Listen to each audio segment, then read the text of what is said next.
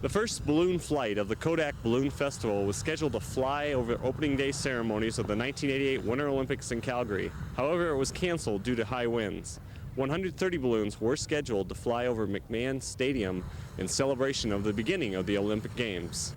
Of the 130 balloons at the festival, one may be more familiar to you than the rest. USA-1, a hot air balloon sent up from Sioux City, will be piloted by Jim Burke. Jim explains how he got the piloting job and why this particular balloon was chosen to fly in Calgary. Well, the balloon, of course, is Doug Adams' balloon from that region, and because of business commitments, he was called out of the state, and in fact, I think out of the country, and so he asked me to come up and fly it. The balloon, of course, as you're already aware, was to represent the American flag at the opening ceremonies here in Calgary. Burke is a former college professor and now a professional balloonist from Defiance, Ohio. Mike Wooden, also from Ohio, is Burke's crew chief for commercial flights. Tom Lalonde is the third member of USA-1's crew, and he has worked with Adams at other hot air balloon festivals. And the other one, interestingly enough, is a friend of Doug Adams who owns the balloon, who moved here from Grand Prairie. He crewed for Doug to North Americans in Grand Prairie, and now has moved to Calgary and is here helping us. So he's invaluable. He knows the city, and Tom says to send some pins because we're out. Ohio and Iowa may be many miles apart, but to Burke, Iowa could be a second home. Championship Balloon Meister at Indianola, of course, for 5 years, and I've flown there ever since 1973, so I know a lot of people in Iowa and the Indianola area, and again, it's kind of like home, and it's great to be here with this aircraft. For Buena Vista College, this is Chuck Grothaus reporting from Calgary.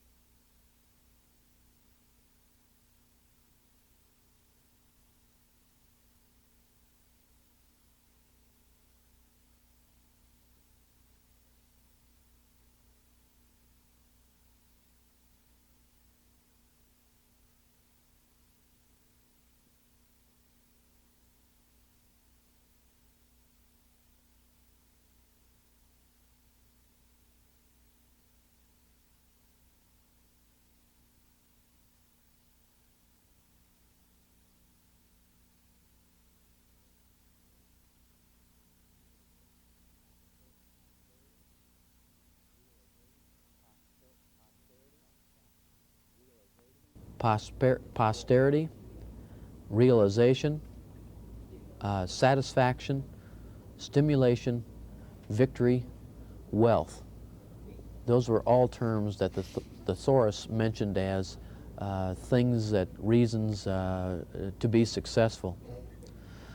And I'd guess, as I mentioned earlier, that success is important to you and is important to your son and daughter, and that's part of the reason why they're here today. And we hope that this day is not only successful for them, but we hope that the whole process of choosing that right college and getting the scholarship that's best for them is going to be a very positive experience for them as well. Buena Vista College has recognized that success is important. And further than that, we have done something about realizing that success is important. We have developed a program entitled the Second Curriculum. And I guess I like to refer to that program as a success development program more than I do that Second Curriculum program. I call it a success development program because it goes beyond the classroom. It goes beyond the studying that our students do here at the college. We have a goal here at the college, and I believe it should be a goal of any quality, comprehensive college, should be to help students become as successful as they possibly can be. The college, Buena Vista College, attempts to do that.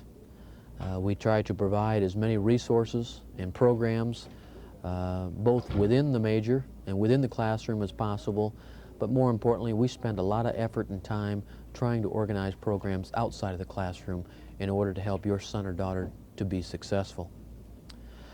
Now, we can't force students to be successful, but we can encourage students and work with them as well as we possibly can to show them these programs, to tell them about these programs, and encourage them to be involved in these programs.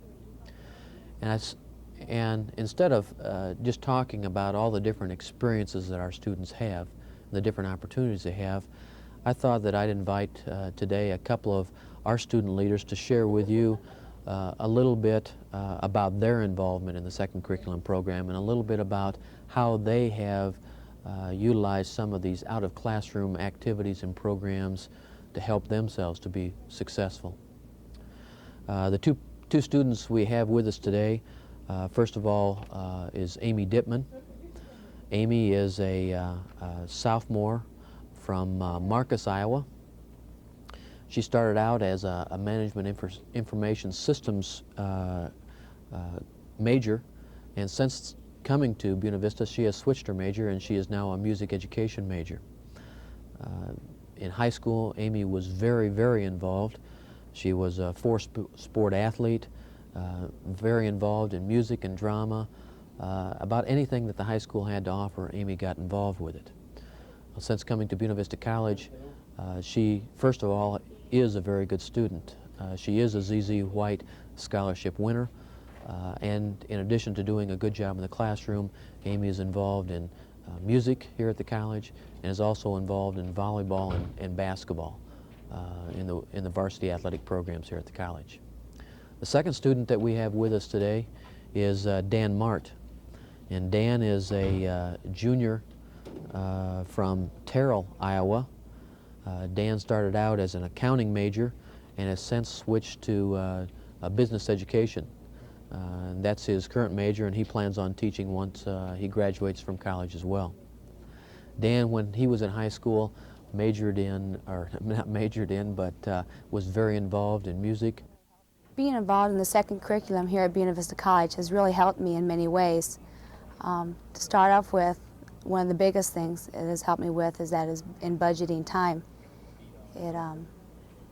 I see a lot of people around here who aren't involved, and they waste a lot of time not doing anything, you know, just going around and going about their things about the day.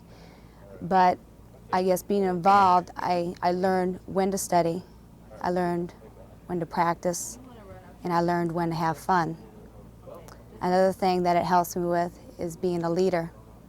I take time, I know how to make decisions, quick decisions, and I know how to set short-term and long-term goals. Also, being a leader, you have to work with people, a lot of people, so your communication skills really develop well, things that you're going to use later on in life. Also, you have to delegate work to people, being a leader of an organization on campus, or even being involved in some organization. You have to do some work of your own and work with others. Most of it, being involved in anything, you have to work with a lot of people. So that is a big key to being a leader. And time management is probably, I can't emphasize that enough, is really something that will develop. If you don't have it when you graduate from school, it will develop quickly, and that's not something that has to be worried about. You have to know when to study and when you can have fun. There is more to college than studying, of course, but still that has to be done. You're paying good money to go to classes here.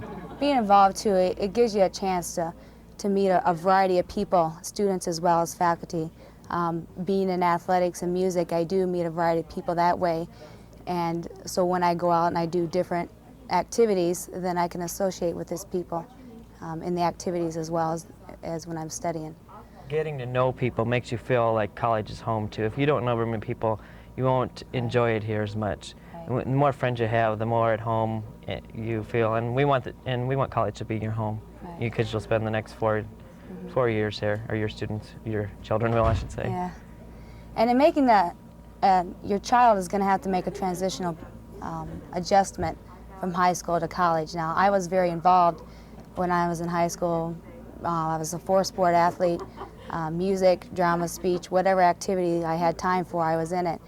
And in college, I've had to cut down a little bit. I had to readjust my values, figure out which was more important.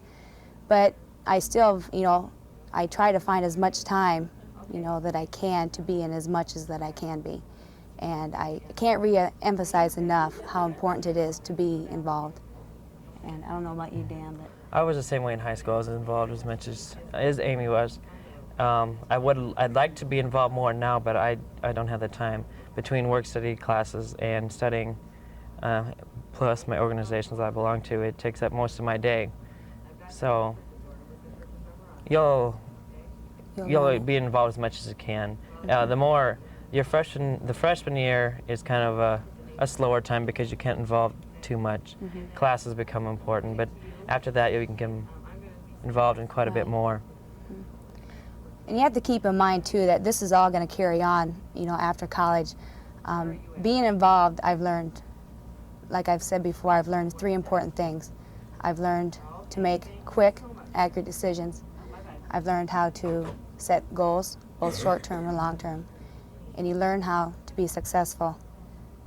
And through all these things that you learn to be self-confident. And without self-confidence, you aren't going to go anywhere in life. And I'm sure Dan feels the same way about that. Yeah, and after I graduate, since I will be a teacher, I feel that all these aspects are going to help me become when I'm a teacher, especially the communication, dealing with different people. Right. I deal with so many different people each day, and that'll help me in the classroom situation, so I'm not prejudiced towards one person or another. I can teach all of my students, Right. not just one. And I'm not saying anything that grades aren't important. Grades are very important.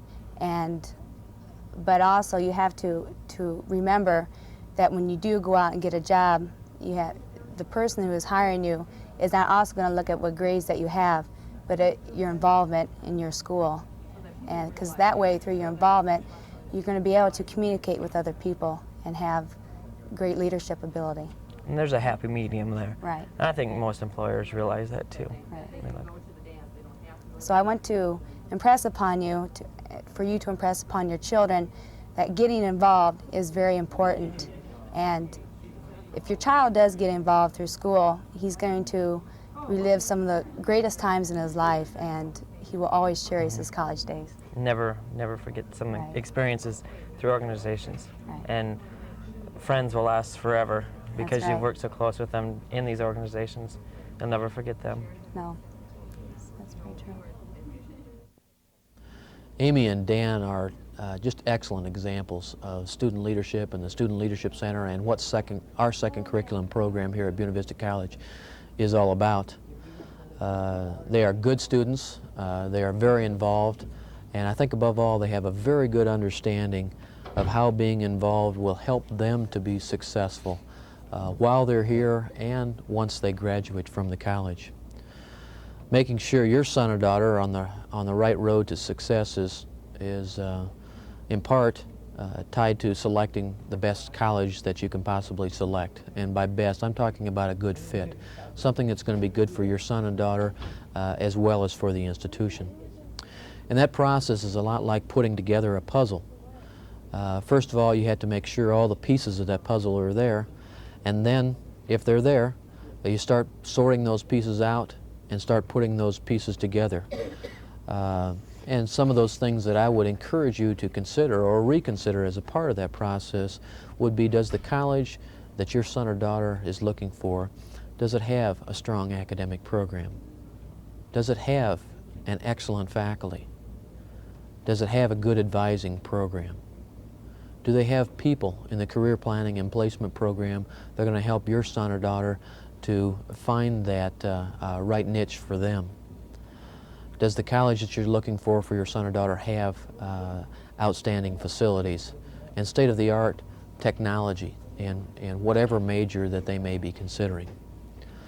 If you have looked at this as a process, and if you're looking at this as a puzzle and trying to make sure that you're helping your son or daughter pick out the right institution, I encourage you as parents right now to stay involved, to ask some tough questions, to help your son or daughter make that right choice for them.